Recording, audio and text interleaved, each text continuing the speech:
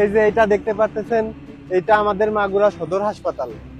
এখানে সাধারণ মানুষ চিকিৎসার জন্য আসে, হয়তো অল্প কিছু সমস্যার জন্য আসে, কিন্তু ডাক্তাররা ভুল চিকিৎসা দেয়। আমার হেমোফিলিয়া রোগ, আমি জানি যে আমার হেমোফিলিয়া রোগ, আমার কোন ওষুধ খাওয়া লাগবে আর কোন ওষুধ খাওয়া লাগবে না এটা আমি জানি। তবুও আমি ট্রিটমেন্ট নিতে আসছি আজকে, তারপরেও আমার ভুল চিকিৎসা দিছে। আমি যতবার ট্রিটমেন্টের জন্য এখানে আসি ততবারই আমার ভুল চিকিৎসা দেয়। কিন্তু একজন সাধারণ রোগী, তার সমস্যা আমি বলি অল্প একটুই হোক, সে তো জানে না যে তার ভুল চিকিৎসা দিচ্ছে কিনা। আমি হেমোফিলিয়া রোগী, আমি জানতেছি আমার ভুল ট্রিটমেন্ট দিচ্ছে। আমি যদি এইটা ডাক্তাররে বলি আমি খারাপ, কেন এটা কেন?